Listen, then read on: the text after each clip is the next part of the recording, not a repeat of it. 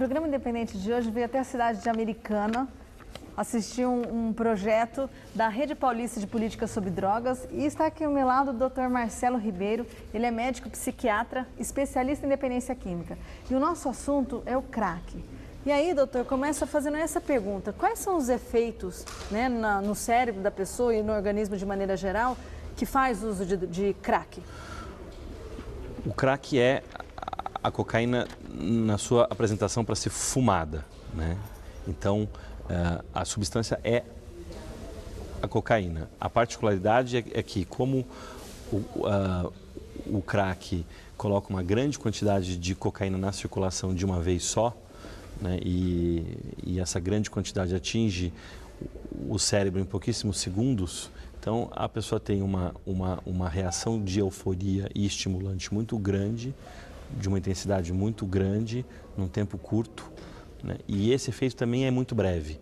Então essas três características fazem do crack uma substância altamente viciante, né, que causa dor de dependência. O usuário costuma apresentar mais problemas ligados à piora do autocuidado, né, do que efeitos da substância propriamente dita. Duas dessas consequências que a gente observa bastante nos casos mais graves, especialmente aqueles que já passam a viver na rua, são a tuberculose e o HIV. Né? Então, acho que são perigos importantes aí entre as pessoas que utilizam essa droga de uma maneira muito grave. Mas a gente pode dizer que o efeito do crack no organismo é muito pior do que o da cocaína? É muito pior porque ele é mais intenso, né? E por ser uma grande quantidade disponibilizada por um curto período de tempo, faz com que a pessoa queira repetir esse uso mais e mais, né? Diferente da cocaína. Então, isso torna o crack uma substância mais causadora de dependência do que a cocaína. A gente escuta muito que ela destrói, né, o que tem no cérebro, que tem o poder de decisão e escolha. Isso é verdadeiro? Na realidade, ela deixa esse indivíduo mais predisposto, né, mais monopolizado pelo desejo de usar a substância. Então, o desejo de utilizar a substância, como qualquer situação que envolve uma recompensa ao final, então até pensando na gente assim, querendo comer algum doce, ou situações onde precisa haver uma mediação da razão. Então, eu quero comer meio pudim, mas eu estou fazendo dieta, eu estou indo na academia, então aí a tua razão entra para dar uma mediada. Fala assim, então não coma, ou então deixa para o mês que vem, ou então come só um pedacinho. Essa mediação, conforme o uso a dependência vai se estabelecendo, ela desaparece, né? Então, a razão passa a funcionar para a aquisição da substância, que é quando você começa a observar aqueles comportamentos de manipular, roubar, mentir, né? Então, você já vê o aparato consciente, psíquico desse indivíduo trabalhando mais para a substância, né, do que para as outras coisas que antes eram importantes para a vida dele. Pensando assim, então, uma internação involuntária ou até compulsória acaba sendo necessária? Nesse momento acaba sendo necessária, para ajudá-lo a se reestruturar, né, para ajudá-lo a conseguir dizer não, porque tem um momento que ele está só dizendo sim, sim, sim, sim, sim. Então, às vezes, retirá-lo para uma internação breve, né, onde essa fase de fissura pode ser melhor acompanhada, muitas vezes até medicada, onde uma equipe multidisciplinar pode de novo reativar a família e buscar com ela um novo pacto, né, e um planejamento para o tratamento ambulatorial possa ser desenhado. Então, a internação curta é importante nessa hora. Voluntária. O dependente químico procura ajuda por livre vontade. Involuntária, solicitada pelos familiares e validado por um médico psiquiatra, quando o dependente não responde por suas ações. O Serviço de Saúde tem até 72 horas para informar o Ministério Público da região. Compulsória. Não precisa de autorização da família nem do paciente. É determinada após avaliação do dependente com pedido formal elaborado pelo médico. Só é feita com o pedido do Ministério Público ao Judiciário. E fisicamente falando, né, estou fazendo uma pergunta para um psiquiatra, Uma pessoa que fez uso de crack durante 15, 20 anos, como é que em 6 meses de tratamento ele vai conseguir uma eficácia se ele fez uso durante 20 anos? Isso, acho que é uma excelente pergunta essa. A gente costuma dizer, né, que existe tratamento, existe recuperação. Né? Tratamento, né, é esse momento mais formal, onde a pessoa vai ser tratada por equipes multidisciplinares ou por equipes de comunidade terapêutica, ela vai ser submetida a modelos terapêuticos para se estruturar, como se eu estivesse pensando assim, para colocar a pessoa em pé. Né? A recuperação é uma coisa para a vida toda. Né? E claro, os desafios vão ser maiores conforme o tempo de uso, conforme a gravidade atual. Né? Então, a recuperação é essa busca por uma reinserção, que passa pelos grupos de autoajuda, que passa pelo CAPS, que passa por uma preocupação em oferecer um suporte vocacional para essa pessoa e ela começar a reforçar outros vínculos. Né? Volto a fazer uma comparação com a ideia de perder peso. Né? Então, muitas vezes você vai na academia, começa no spa, vai na academia, perde 10 quilos, mas agora para você manter esse peso desejável, é um trabalho para a vida toda. É mudança de dieta, de estilo de vida, pegar o gosto pela academia e pelo alface que antes você não tinha. Então, a recuperação é isso, né? Esse cuidar desse jardim para o resto da vida. Né? Você teve um trabalhão inicial que é o tratamento, depois você tem a manutenção. E a gente vê que o problema é realmente sério, né? Porque se destruiu nele fisicamente, o que faz ele ter essa escolha de continuar em recuperação, né? Como tratar isso? Isso é um dilema mesmo, né? Porque muitas vezes ele está muito prejudicado cognitivamente, neurobiologicamente. Esse é o aparato que você precisa para ele se estruturar. Então você precisa dar essa estrutura para ele enquanto ele não vai ganhando essa força. O usuário de crack não morre por overdose? É mais difícil, porque já que a substância entra de uma vez só, né? Então a pessoa acaba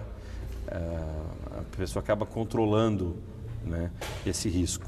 Ao passo que, por exemplo, a pessoa que cheira, às vezes ela já cheirou bastante, mas tem uma quantidade depositada que vai continuar entrando. Então é que nem o indivíduo que bebe. A hora que ele percebe que ele está ficando embriagado, ainda tem álcool no estômago para entrar, que é onde às vezes ele fica muito bêbado, vamos dizer assim. Então, por conta disso, como no crack não tem esse resíduo que ainda vai entrar, então a chance de overdose é bem menor.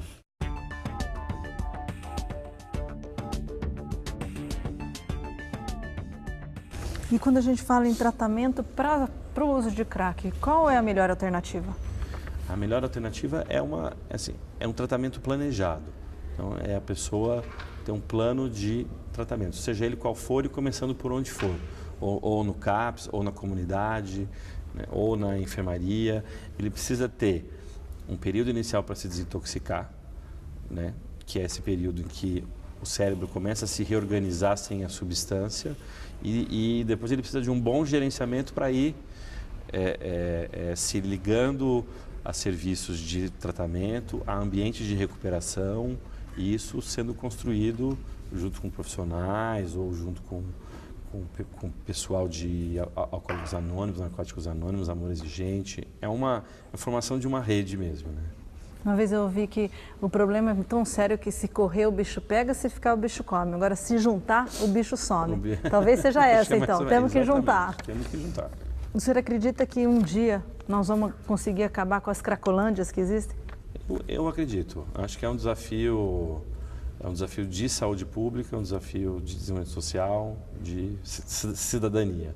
Acho que esses indivíduos estão ali também, né, porque em parte marginalizados, em parte porque usam uma substância que não combina com ambientes organizados, eles precisam estar ali meio no caos. Então, a hora que você se propõe a entrar nesses ambientes, oferecer saúde e, ao mesmo tempo, promover ações de Estado naquela região, você começa a botá-las em xeque. Né? O que vai acontecer com elas, né, talvez aconteça o que acontece nos países ricos.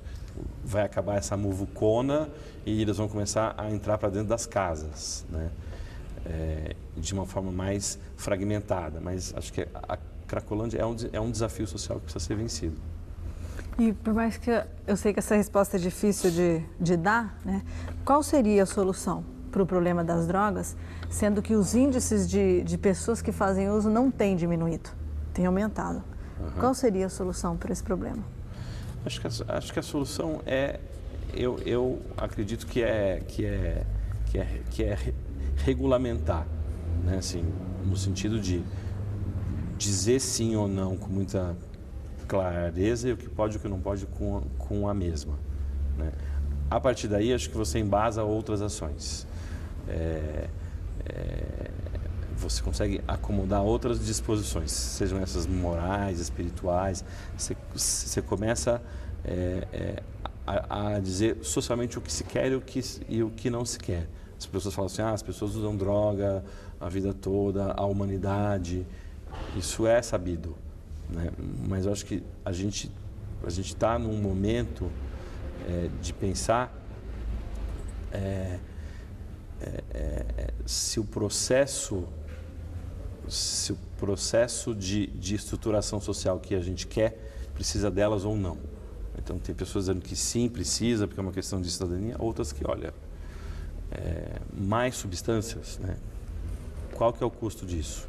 Então, eu acho que a gente precisa jogar muito claramente com o que a gente quer, né, para essas substâncias. Doutor Marcelo, muito obrigada. Eu que agradeço a oportunidade. Sua participação. A gente quer sempre entender um pouco mais sobre a dependência química para conseguir sair disso. E obrigada a você que esteve conosco no programa Independente. Até semana que vem. Bom, eu comecei a beber aos 12, 13 anos em casa, coisa natural na época, né? E hoje eu condeno. Depois eu conheci a maconha com 14, esporadicamente, fui fazer faculdade. Aí eu comecei, meu consumo aumentou, fumava maconha todos os dias. E assim que eu formei, eu conheci com dinheiro meu mesmo, comecei a conhecer cocaína e estou há 15, 16 anos usando cocaína. Estava até 10 meses atrás, porque daí eu resolvi vir me internar, estava trabalhando, pedi demissão, falei com meus familiares que eu precisava me tratar, porque perdi tudo, né? Estava perdendo tudo, não guardava nada, enfim, estava na hora. E aí vim para fazer um tratamento de 6 meses e resolvi por mim mesmo que não dava 6 meses para mim, era pouco. E estou há 10 hoje aqui, né? Para recomeçar do zero de novo. Você acha que o sucesso no tratamento depende da pessoa querer e não a família? Sim, exatamente. Essa é a minha segunda internação. A primeira eu fui pela minha família e essa eu vim por mim. Por isso que está dando certo e tenho certeza que agora não quero mais. E pensando então na tua história de recomeço, quais são os teus planos? O que você quer fazer assim que sair daqui? Qual a tua perspectiva de futuro? Na verdade eu estou aqui, acabou, meus planos de tratamento acabou, estou há 6 meses trabalhando voluntário aqui, ajudando quem me ajudou. E eu sou formado, né? Então vou voltar para a minha área. Já surgiram algumas propostas e eu falei que estou com problemas de saúde, quero resolver algumas coisas particulares para depois me procurarem. Então acredito que eu estando bem, as coisas vão fluir novamente e vou voltar a ser o profissional que eu era. E quero que você olhe para a câmera e deixe uma mensagem para uma pessoa que ainda está sob efeito de drogas e também busca essa força para se tratar. Bom, eu acho que para sair das drogas, primeiro tem que depender de você. Você tem que vir fazer um tratamento por você, não pela família. E eu acho que é isso. Começa com você, admitir que você não pode mais. Aí dá tudo certo.